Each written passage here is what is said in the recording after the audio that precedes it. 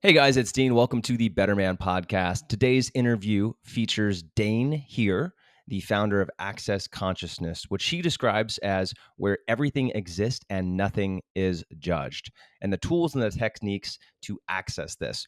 For me, this is teaching you about a mindset that you can embrace to help you break through possibilities. I know that sounds like a lot, and it's kind of hard to explain. So I just want to invite you to listen to it yourself, and hopefully you can get something out of this. This really focuses on things on a deeper, on a subconscious or on an energetic level. And if that sounds a little woo-woo to you, give it a listen and it might make more sense. I enjoyed this conversation. I got a lot out of it. And Dain he's a really good guy. He's a really genuine guy. He wants to help. And I've enjoyed having him on the podcast multiple times now. So give this a listen. I hope it inspires you to be a better man. Hey guys, it's Dean. Welcome back to the Better Man podcast. Today I've got Dr. Dain Heer. Here. Okay. Here today. I'm here. Thank you. So I wanted to start off just by asking you to remind us the kind of work that you do and how that can help us.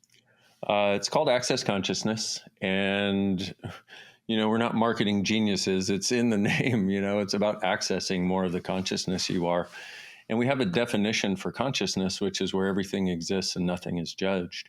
So fundamentally, it's about several things. One of which is it's basically a set of tools and techniques for you to access the miraculousness and the consciousness that's already within you, so you can create the miraculous life you deserve that you haven't been able to create so far. And we have all kinds of tools, all kinds of awarenesses, and it fundamentally is about going beyond judgment into a sense of possibilities in every area.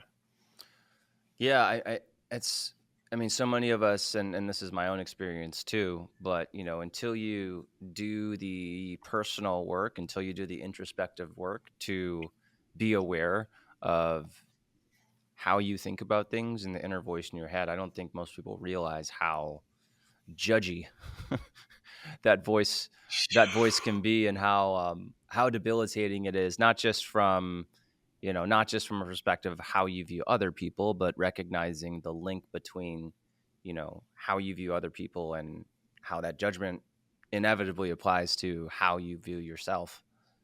Absolutely. And the thing is, it's like you said, we don't realize how judgy that voice is that's with us all the time. And, it applies in every area, any area in which you feel not happy, not light, not ease, you're doing judgment of some form or another. And the funny part is I'll say that, and then you'll start judging you for having judgment, which is exactly what I'm talking about. It's like, Right.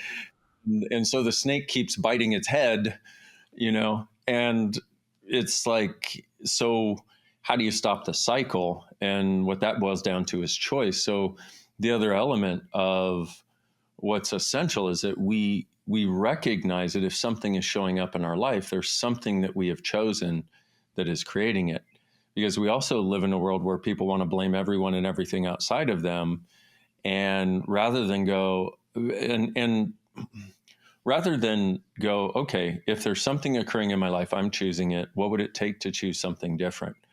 And the difficulty when you're blaming anyone or anything outside of you is you're disempowering you. You're making yourself a victim to something. And right. We live in a world in which, that's very popular. It's a very great way of going, blaming, the billionaires and blaming the politicians and blaming the family and and it's like, okay, well, the difficulty I see with that is I don't judge that. Okay. I don't see that as wrong. I just see it as very ineffective. Mm-hmm. What choice do I have? What choices can I make that I can't even fathom that would actually allow me to change this? Yeah.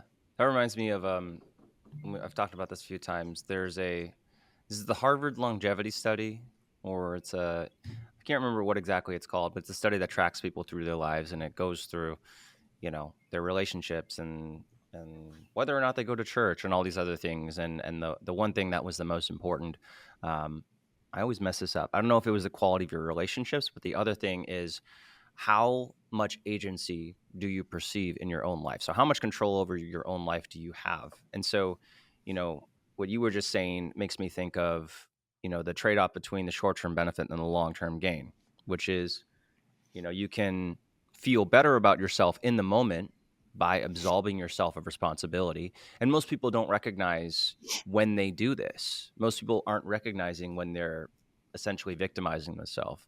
They blame it on, oh, it's the situation with my boss, or like, oh, if only my partner were more open to this, or if only I could do this, or if only the government, or whatever it is.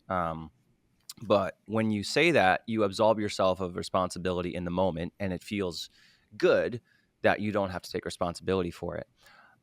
Whereas accepting responsibility for it is uncomfortable in the moment, but empowering and helpful in the long term. So it's kind of like the trade-off between doing exercise and not doing exercise. Like, yeah, you could go work out and it'll be hard in the moment, but it's harder long term when you don't do the exercise.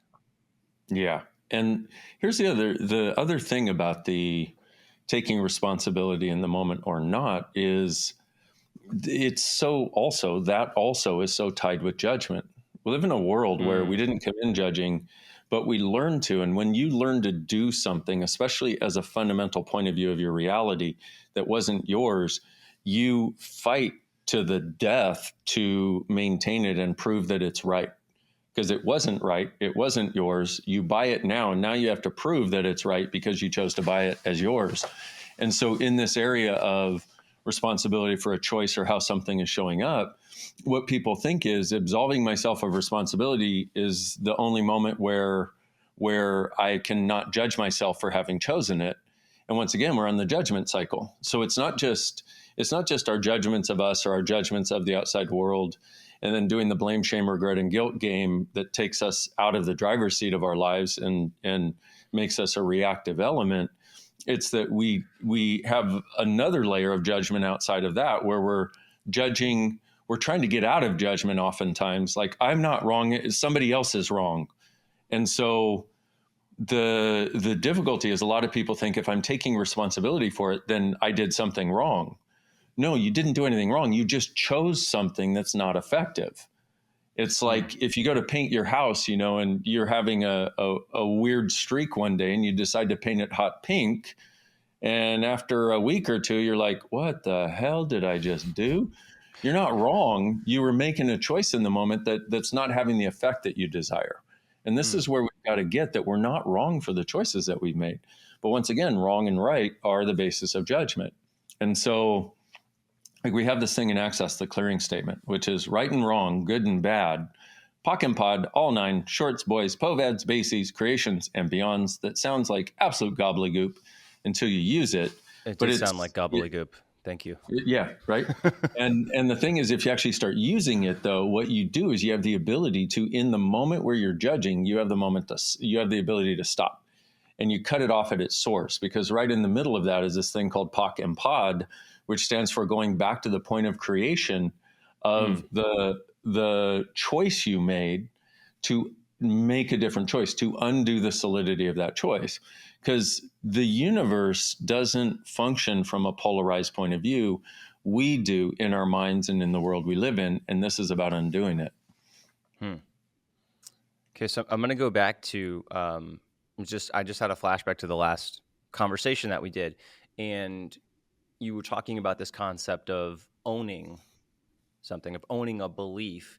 And in the previous conversation we had, one of the tools that we talked about was looking at thoughts that you have and then asking yourself, is that mine? Or does it belong to someone else? And I had a moment with that about a month ago. I started been through a lot of therapists and I've done a lot of cognitive behavioral therapy. And, I think intuitively I knew that was reaching I was plateauing with that. And I found a somatic experience person who does a lot of stuff with NARM, and she also does EMDR. And we kind of trace back this, I think we were talking about my own need to be productive, to feel like I was getting things done, and how that was kind of governing a lot of my life, and how that was getting in the way of my happiness, how I was getting in my relationships and showing up in a lot of places. And ultimately, we traced that back and got to this point where I realized, or I guess we realized together, that most of this desire for productivity wasn't mine. It was my mom's. And so going back to this thing of like, do I own this? And realizing, no, I don't. This is my mom's. This isn't all mine. And, in the subconscious that I was exploring and in the feeling world, not so much in the logical world, my therapist asked me to assign like, what percentage do you think this is yours and what's your mom's? And I said, like 75. So, in the moment, I'm like, okay, so I'm letting go of 75% of this need to be productive and recognizing, okay, that part does not belong to me. So that was something that I remembered from our conversation. And as you were, talking about taking responsibility in the moment, that was a tool that I remember being something to, I don't know, make that decision of I don't know how to use the exact terms that you're using. These are always fun. It's always fun jumping back into language that you haven't used in a while, and you're like, we're gonna get this. We're gonna get on the same page eventually, but we're gonna Yeah. need some back and forth first. Well, the beauty of it is that the words are far less relevant than the energy, Mm, and you're conveying the energy beautifully. okay. And that Thank you. that idea of, is this mine? When I first came to Access 25 years ago, before I started being part of co-creating it, Gary, the founder, said to me, 98% of your thoughts, feelings, and emotions don't belong to you, and 98% of your judgments are things that you bought. And I went, what? And so this idea of, is this mine, or who does this belong to, is such a vital element that I use it in every session I do, every class I facilitate. So much of what I look at with myself, because I'm continuously desiring more and changing more all the time. And when you talk about this, like this, if you look at this drive to perform is such a huge element of who you are, quote unquote. Mm-hmm. And simultaneously, you realize, oh my God, I bought this as mine when I was a little kid from somebody, which is exactly what we've done with almost all of our points of view. And yet we think they're ours. And if you can look at it, there's two elements here. What's true always makes you lighter. A lie always makes you heavier. So if one of the other things that occurs with these major life themes that we have, like for you, being so driven to succeed, there's an element of that is actually you. That's just how you're wired. If we put you on, if you're on a deserted island, you're going to be one of the people to survive because that's who you are. And then, so there's the gift of that. There's the potency, the power of that, the greatness of that. And we all have it. We all have some element of power, potency, greatness. And then concurrent with it is doing it the way somebody else would, like taking their package of judgments and points of view about how this shows up, how I have to do it, what I've got to fight against, what all the problems are, and how it's going to be a difficulty for me. And we add that to it. So we take a lot of times what's naturally us, and then we add somebody else's reality to it. And now we're walking forward with both. And the things that show up as if by magic, the things that show up with ease are where we're truly being us. And the things where we create this problem over and over and over is where we bought some point of view of reality that's not ours. Are And you saying reality, rumination is tied to beliefs that you have bought from someone else? say that again. Are you saying that rumination is tied to beliefs that we've bought from someone else? When you say rumination, what do you mean by that? I guess when I say rumination, I'm thinking about when you are stuck on a problem and you just keep thinking about it over and over again and you don't move anywhere. You're just kind of stuck in this thought of, you're stuck on this one spot of, oh, there's a problem here. And you just keep thinking about it. You don't have any progress on it. It's almost like a, or a trauma, I guess. Yeah. Well, that's a huge element of doing something, because Well, so let's take that even a step further. And what I would do is if one of the, and by the way, I'll present all kinds of things because it may be this, it may be this, it may be this, because we each put together our recipe, our individual recipe differently. And when you get to the thing that it is, it lightens up. So, so rumination, what I would do is I'd take that one step further. And the question I would ask is it even my rumination?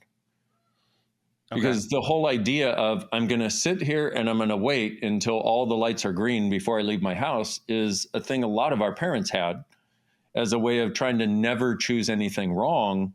And we learn from them this is a valid form of navigating reality because that's what we saw all around us and it's what we perceived energetically. And 99% of these things that we picked up are things we perceived energetically because little kids are really energetically aware. You know, when mommy or daddy are upset, they know it, even if mommy or daddy don't say anything. And so it's not just upset that we pick up the very energetic structure of their realities, and then we move forward with it.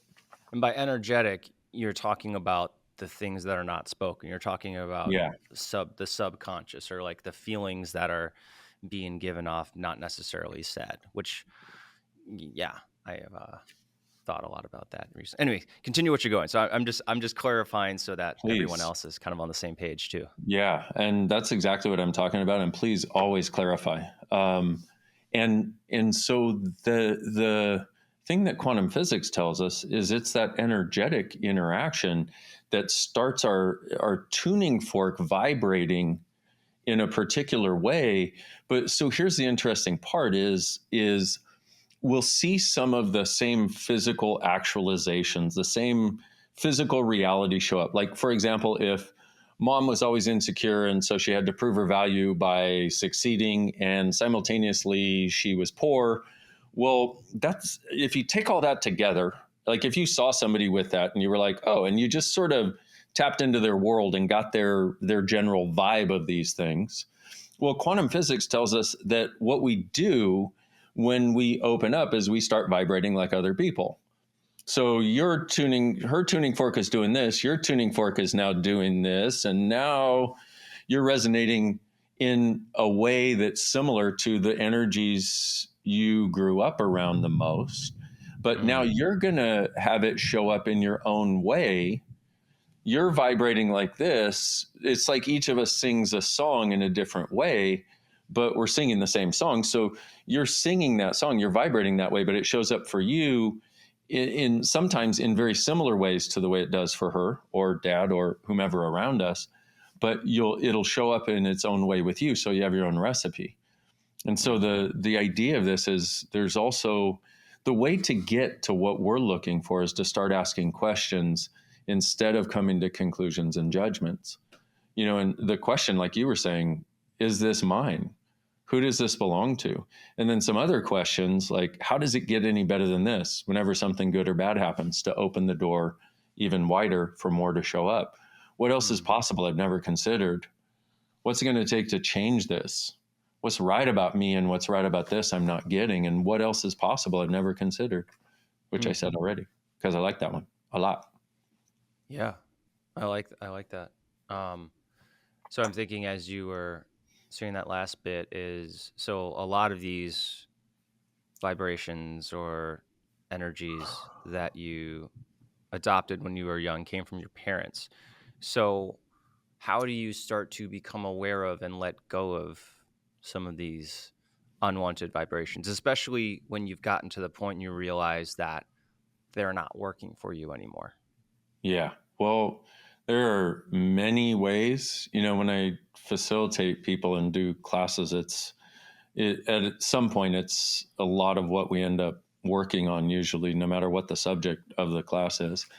And so one of the things for your listeners might be to write down anywhere from 3 to 100 of your most limiting points of view.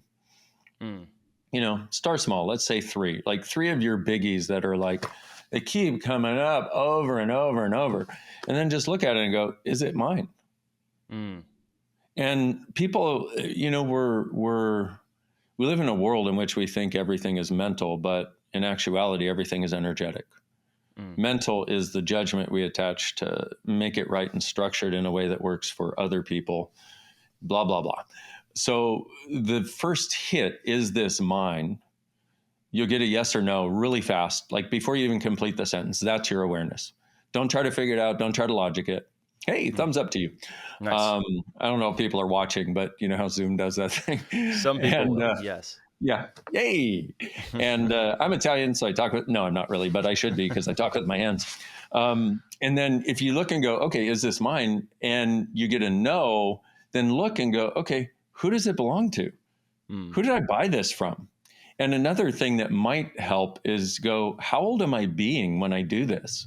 Like, how old was I when I bought this? Because one of the other things that occurs that affects the entire course of our future is we'll have some situation occur at a very young age, often before we could talk, or as we're just, because little kids, they don't have a mental construct, they just are energetic. They're so highly aware, and we never give them credit for that. And you just ask, how old am I being? Because for a lot of things, there will be some situation that occurred that was traumatic for us or traumatic for somebody around us. And we locked in a point of view of this is reality and I need to avoid it. Or we locked in a point of view of, oh, I need to try to heal my mom by taking this suffering point or pain point away. And when we do it, especially from that perspective, we carry it with us forever because we don't want it to ever go back to them. And so here we are struggling with money, just like mom struggled with money, going, wow, because that's, and a lot of these things that we're experiencing are socially acceptable. To struggle with money is socially acceptable. To have so much money you don't know what to do with is not socially acceptable. You're one of those bad people, especially in now. But wait. All of that is judgment. All of that is this is right, this is wrong. And so if you find yourself struggling with money, like mom or like dad, or some combination of both, you can the first step starts with acknowledging that it's not yours. The next step for me would be POC-PODing it, using that clearing statement on it, because I don't know anything else. You could probably visualize and go back to the moment and undo it there. But what I have people do is I say, hey, how old are you being? Like, how old were you when this first started? Okay. And then tell me what happened. That's POC. That's POC, point of creation. Yep, exactly. Okay. And then POD is? POD is the point of destruction. And the point of destruction is where you take your creative ability and you twist it. And now it's being used against you. And so that unlocks simultaneously. Okay. So tell me more about the point of destruction. Well, how deep you want to go down the rabbit hole? Deep enough to understand it. Okay. So basically it's like this. Have you ever noticed that you walk around in a lot of judgment of you, no matter how much work you do? Mm-hmm. Yeah. And we would all say, yeah. And even in a role that you and I have as facilitators of others,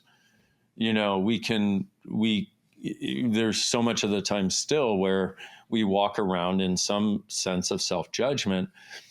A huge amount of that stems from the idea and the lie that you are inherently wrong or bad as a being. I would say evil, you're inherently bad or wrong as a being. And what you're really doing with this point of destruction is the awareness that in order to institute a limitation, okay, so let's back up. Our idea in Access is we are infinite beings. And a being that big cannot fit inside of a body this small. As an infinite being, there's something way bigger going on. Our mind just can't fathom it, and way bigger that we are. But in order to institute any limitation, because if you're truly an infinite being, would you have any limitations? No. And yet if I say, remember, what's true makes you lighter, a lie makes you heavier. So if I say you're an infinite being and it makes you lighter, then that's what's actually true. Your mind just doesn't understand it. And so if as an infinite being, you wouldn't have any limitations, well, how do we create these limitations? Well, part of it is by destroying some element of what we're willing to be. And we can't actually destroy it. We can just put up a wall so it doesn't show up. And so the POC takes care of the point of creation, the choice for limiting ourselves in whatever way. The POD takes care of where we're putting up a block so our being doesn't get in to undo whatever that limitation is so that we can maintain that limited choice. Okay. Yeah. Sounds like rocket science. It's really simple in the use of it. The explanation of it is like, what? Because it's meant to bypass your mind. Let's do it. Can we do some? Yeah. What do you want to work on? So it looks like, oh God. Yeah. Can we do something you'd actually like to work on? Because people perceive energy and you perceive energy and they know whether it works or not. No. So, I am no stranger to being courageously vulnerable on this podcast. So let's talk about my desire to, or my need to feel productive, since we're already on the topic. Okay, cool. So you've covered this, but let's see if anything else shows up or changes as we go about it this way. Okay, so you mentioned, so that need to be productive. The first thing that comes up in my mind, which is something you already talked about. So truth, is it yours? Partly.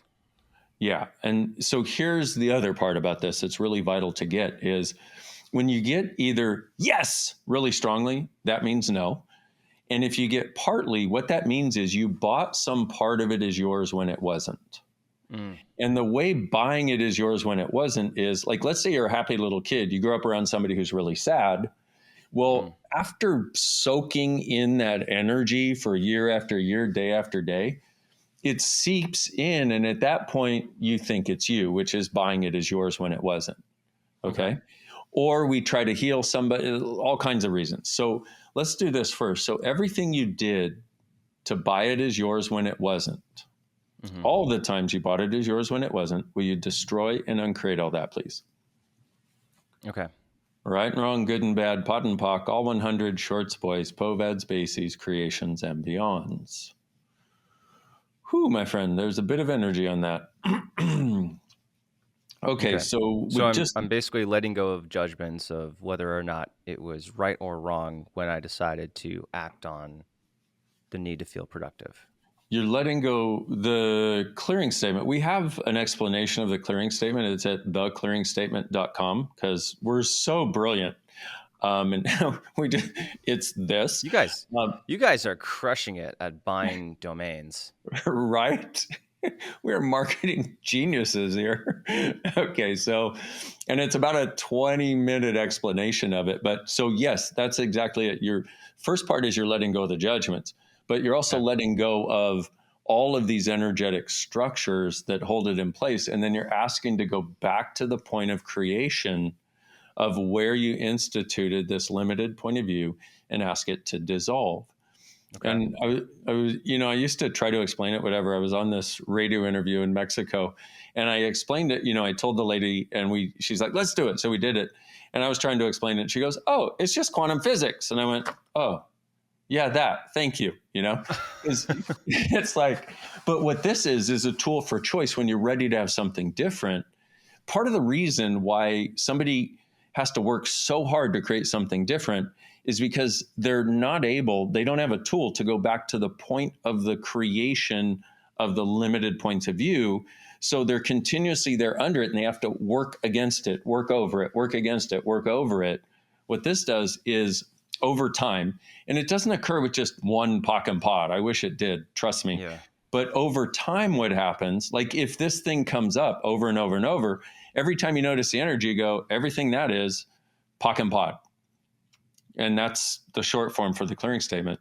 And what happens is eventually it doesn't come up. 6 months from now, you won't even remember you had the problem, which is how that works. But anyway, and having done what we just did, does it feel any different to you?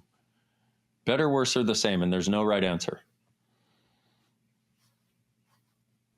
Feels less like mine. Okay, perfect. So that's, and if you'll notice in, 30 seconds of doing this, it's like, feels less like mine. what that means is you are less likely to step into the same pile of poo in the future.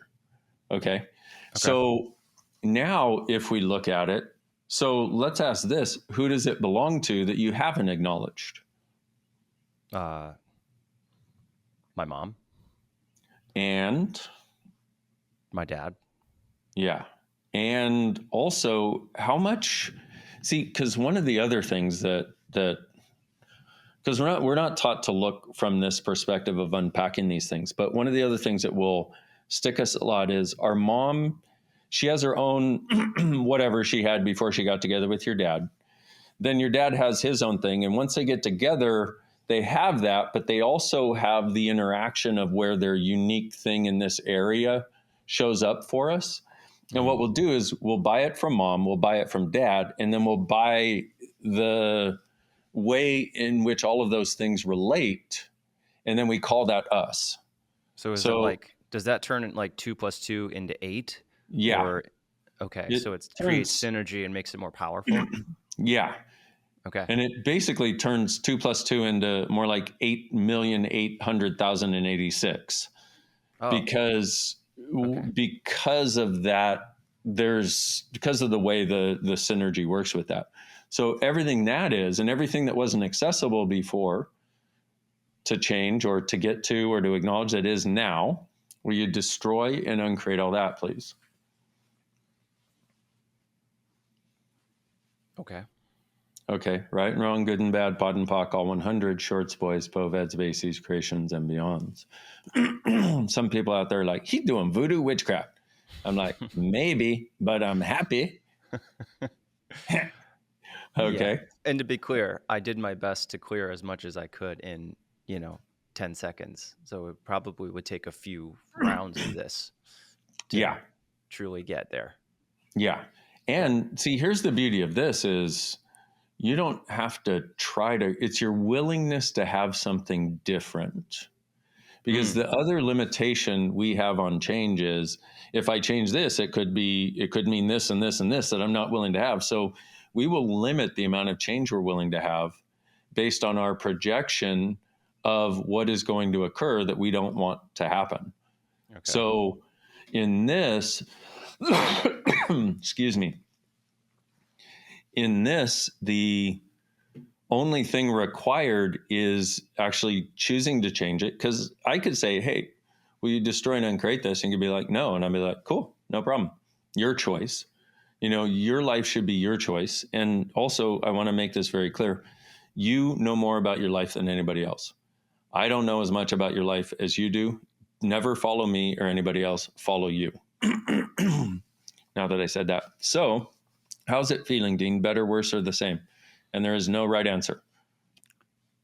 There's resistance. And I've explored this already, so I can talk about it because I know what it is. So the resistance is, well, if I don't have this feeling, if I don't have this drive, will I continue to be successful? Will I be able to have the life that I have now? Will I be able to have the relationships that I do? Will I be able to, maintain the community that I have? And so that's the fear versus the other fear of, well, if you keep doing what you're doing now, you're going to I'll continue to feel the pressure of, of not feeling like I'm enough, feeling like I have to create more. So, well, okay. So two things. And number one, I am so grateful for your awareness, like the level of awareness you're willing to have and the vulnerability in going there, no matter what it is. So thank you.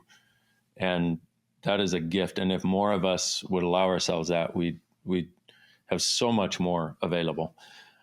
So two other things. Number one, remind me to show you that fear is a lie. And I'll do that in just a moment. But I need to address if I don't have this drive, will I ever succeed? Will you say that 3 times, please?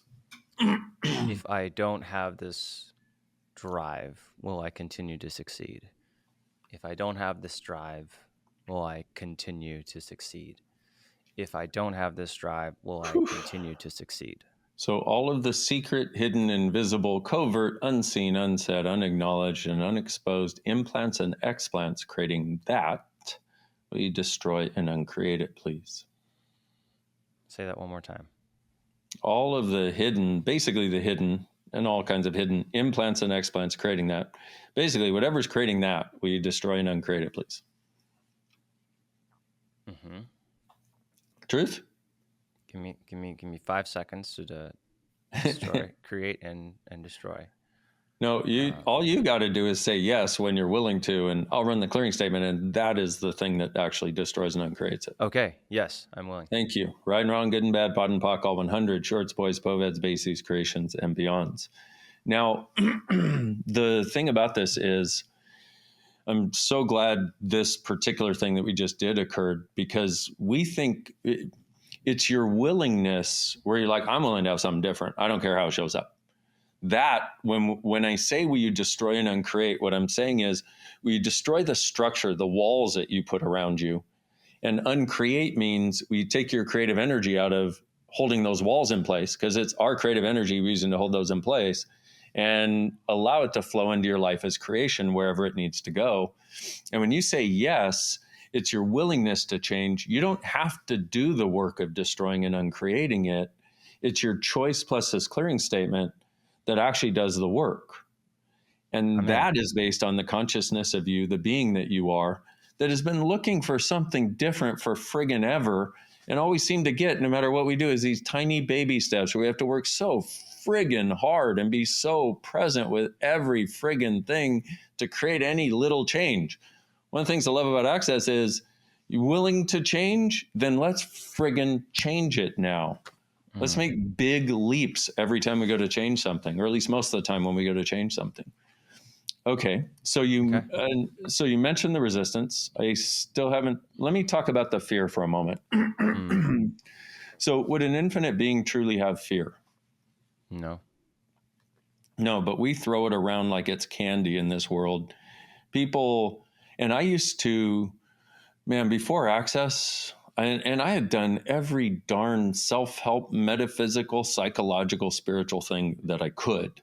And I was still overcome by fear most of my life. I was in my chiropractic office when I was still a chiropractor. And the only thing, I was brand new to Santa Barbara. And the only thing I could think of was making phone calls to people and other practitioners to let them know I was there to see if I could create some energy going.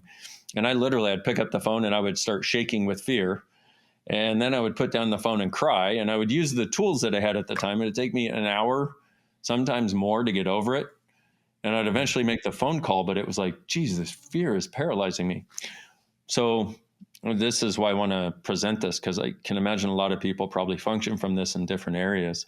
So if an infinite being wouldn't have fear, what that means is we have other choices. We just haven't explored them. So can I prove to you? I'm going to try to prove to you that you don't have fear. Are you ready? Yes. Okay. So what happens to you in an emergency situation? Do you fall apart, or do you get calm, cool, and collected and handle the situation, and then fall apart later to prove you were afraid? The latter. Yeah. That right there is proof you don't actually have fear. Fear is something. So let's do this for you and all of us. All of us that have bought that we have fear, and everywhere it's perpetrated by all kinds of people, and also perpetrated by all kinds of people, because if they can get you to go into fear, then they can have more control, and they can have you be less present. They can have you be less of the miracle you are. Everything that is, times a gazillion, we destroy and uncreate it all, please. Right and wrong, good and bad, POD and POC. All you got to do is have the willingness. Right and wrong, good and bad, POD and POC, all 100, shorts, boys, poveds, bases, creations, and beyonds. So fear is one of three things. It's something you're aware of in somebody else's world. So is this mine, or who does this belong to? Which we do a lot. Like when the pandemic was going on, it's like the way it, you know how they talk about mass consciousness? Well, I see more mass unconsciousness, to be honest with you, with people at least. But what happens is one person over here will start vibrating like fear, and then it affects this one, and then it affects this one. Then when you have enough of them, it just affects everybody. Mm-hmm. And so during the pandemic, there were a lot of people who were living their lives in fear, but it was because it was practically in the air. Well, that's like, who does this belong to? But also there's, and you can do that. Is this actually mine? No, everything that is POC-POD. And return to sender with consciousness attached. So there's that element of fear. There's another element, which is where we've misidentified and misapplied excitement. So when something is like over the top energetically, we will oftentimes think we're afraid. Like if you're going to go skydiving. I know so many people, like I've been skydiving, running on a horse, where especially horses, because I love horses and I get to be with people on a lot of their first horseback rides. And as they get better, and a lot of them want to run, and they're like, I'm afraid. I'm like, are you afraid or are you excited? Which is it? They're like, oh my God, I'm excited. Mm-hmm. And I'm like, yeah, I get it. When did you buy that this was fear? And they go, oh, there's a time. And my favorite story for that is Gary, the founder of Access. When he was a little kid, he was going to go on the Ferris wheel for the first time. And he was jumping up and down and pulling on his mom's skirt. And she looked down and said, now don't be afraid, dear. He wasn't afraid. He was excited. But in that moment, he misidentified and misapplied that energy and that intensity of energy as fear. So all of you who misidentified and misapplied the energy and the intensity of that energy of excitement as fear, will you destroy and uncreate it all, please? I'm just talking to everybody now. Right and wrong, good and bad, POD and POC, all 100, shorts, boys, poveds, bases, creations, and beyonds. The last thing about fear, so there's 3 things that we've covered so far. Who does this belong to? Is it actually mine? Get rid of that. POC-POD and return to sender. Is this excitement or fear? POC-POD where I misidentified and misapplied this. So you can have the gift that that excitement is. And then the last one is a little bit strange. It's an implanted point of view. An implant is, I don't know what, I mean, I've got some sense, but I don't really know. I just know it answers to implant, which is something that is creating something that's been put in or that you bought that creates a false version of reality as though it's more real than what is actually true. And when you're functioning from an implanted point of view, it's very intense. And once again, I'm not somebody who's like, oh, you were implanted by aliens. That's not what I'm talking about. At least I don't think that's what I'm talking about. I have no idea what I'm talking about as far as the definition of it. I just know that it reads like that energetically. And when I address it that way, it has a way of undoing a lot of stuff beyond the cognitive and beyond our understanding of it, to recognizing that there's something here that is distracting me from being present with a particular vibration or energy. So if you have fear, you can just go POC-POD all that, or you can go, is it mine? POC-POD all that and return to sender. You can go, is this excitement that I misidentified and misapplied? POC-POD all that, so I can have the excitement. And what excitement can I have here? How much fun can I have? Because we use it to keep ourselves from being out of control and having too much fun. And then all the implants and explants, creating fear as a reality for you and for all of us. Can we now destroy and uncreate all that, please, even if we have no idea what the heck we're doing? Right and wrong, good and bad, POD and POC, all 100, shorts, boys, poveds, bases, creations, and beyonds. And that's the thing about access is, can we destroy and uncreate it, even if we have no idea what the heck we're doing, recognizing that as we get to more of what's true for us, we get lighter. Mm-hmm. And we don't know how. This is the other element of this that is so dynamically different. It's not about figuring out how. It's not even about figuring out what happened. It's about acknowledging it and then making a different choice, using this clearing statement when we can to undo the choices in the past, because our being would like more consciousness. Our planet would like more consciousness. And this is a very fast way of opening that up. And the side benefit is your life gets less limited. You actually start liking being alive a lot more. And you have that thing that we were talking about at the very beginning, agency over your own life. Because now when some pile of crap comes up, rather than thinking your only choice is to avoid it and shrink into the cracks of the couch, you now go, okay, at least I have some tools that actually work in the moment to change this stuff. Okay. All right. So taking all of that and then going back to where we left off in the clearing statement, or is it just having the willingness? Is that it? It is. It's the willingness. And that really is it, because it's kind of this beautiful thing of you don't have to know the how.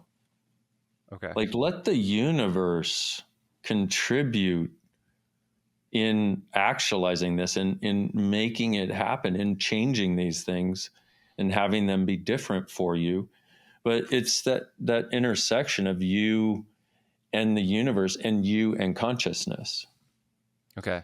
So it's kind of you're just putting in this thought into the universe rather than you're taking it and saying, "Oh, okay, I got to go through this framework of things to do. Now that Yeah, I've made this decision, you're just saying this is what I want and then putting it into the unit." Which, 5 years ago if you asked me to do that, I would have been like, "What are you talking about? That makes zero totally. sense. I don't believe in that." And, I just didn't have any sense of universe or any sense of spiritual belief. I think this seems like, and if you were to rephrase it, if you were to say like put that out as a prayer to some people, they'll be like, "Oh, okay, that makes sense to me." And so yeah. Anyways, I think there's a lot of different ways that you could think about this, and if you don't have any sort of if you don't have any sort of experience with, call it God, the divine creator, universe, whatever it is called to you, then that doesn't make any sense. But if you have some sort of conception of that and you have some sort of practice with that, then okay, this makes sense. Well, and that's the thing for me is I don't care what you call it. I don't care if you use it or not. I'm just here to make your life better if I can, or contribute something, because it's been such a gift to me and so many people over the years. And and doing an interview like this, for me it's kind of like I'm going out on a limb a bit by even doing this, because there's a lot of tools I can talk about that are that make sense to people, but none of them are as effective. That's not actually true, but the effectiveness level of anything that you do goes up if you actually use this clearing statement. And I totally get people be like, what are you doing? And like you said, the reference point for God or spirit or universe or whatever it is, it opens up this sense of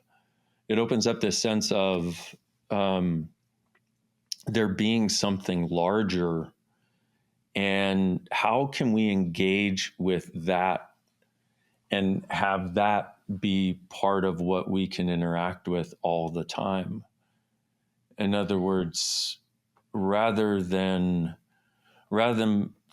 having all of the miraculousness outside of us as though we're not part of it or as though it's not our birthright, it's like actually the real pragmatics and practicality of it is actually us and our birthright, and we're not benefiting anyone by suffering. Mm. Yeah. Well, thank you for bringing us into your world, inviting us into your world, and showing us, hopefully inspiring people, with, and I'm saying it in a way that, like, I feel like the way that I'm saying it is like, it's almost like undervaluing what you're saying. It's almost like, like I'm over here and like you're here and I'm like moving toward you and I'm not on the same energy yet. And yeah, I don't know if that makes sense. It makes total sense. I am grateful for the gratitude, and grateful for you for day in and day out putting yourself out there and inviting other people. And I'm part of, I just signed up for Men Flow Yoga a couple of weeks ago. Also, by the way, just want to You did. acknowledge, yeah, I was like, so I'm grateful. I am grateful for that gift, and I on a, I'm grateful for the way you present. I'm grateful that you make it easy. I'm grateful that you check in and are like, hey, let's go, people. I'm grateful for you, like a brother from another mother. Awesome, man. Well, thanks for trying that. Yeah. And yeah, I hope to continue to be reminded of access consciousness way of thinking. How can other people continue to keep up with you and hopefully, move toward this energy? Well, you can go to drdainheer.com. On that website, there's so many things. That's the thing is there are so many things. But one of them is an audio called Waking Up Miraculously that is exactly what it says. And it's my gift to you. So if you want to dip your toe in some of the energetics of this and also get more familiar with this clearing statement and how it can actually be used, that is a great place. Also on all the socials, I got hundreds of videos on YouTube and Insta, and it's all about contributing to you. And we just started something. So two other things. We have International Being You Day coming up on June 22nd. And if you go to beingyouday.com, you can be part of that. That's gifted to everybody online. And or if you're in Mexico City, you can come join us live. But it's a celebration of us and the uniqueness and gift of us being us. And then we have another thing that we call access.me, where the last 25 years of classes that we've done in Access are available for people who, and it's $275 a month. And we did that so we could contribute as much consciousness to as many people as possible, because the one thing that will truly create a difference in our lives, but also a difference for our world and having a sustainable living earth, is more consciousness, more possibilities, less judgment. Yeah, be hard to argue with that. Well, thank you for all of that. Dane, appreciate your time. Appreciate you sharing that. Guys, we'll put the links for all this in the description below. Any closing thoughts? What else is possible What if you else is possible? recognize that you are a gift and you always have been? I'm getting tingly. Thanks. Thank you, my friend. Yeah. All right, guys. I hope you enjoyed this. Hope it inspires you to be better, man. Of course, better is a judgment. But that aside, I have to end with the slogan. I hope this inspires you to be a better man, and I'll see you on the next episode. All right, guys, I hope you enjoyed that interview with Dr. Dain Heer. Again, this is called Access Consciousness. I want to remind you, he wanted me to mention this June 22nd Being You Day. So I'll put that link in the description of the show notes. He's got some great stuff that he creates on his channels. All those links will be in the description below. If you enjoyed this podcast interview, I want to encourage you to leave a review. You can do that on Apple, on Spotify, wherever you listen to the podcast. You can also watch video versions in the Manful Yoga app and members area or on the Better Man Podcast YouTube channel. If you're part of the Manful Yoga community, I want to say thank you for being here. I hope you're enjoying these.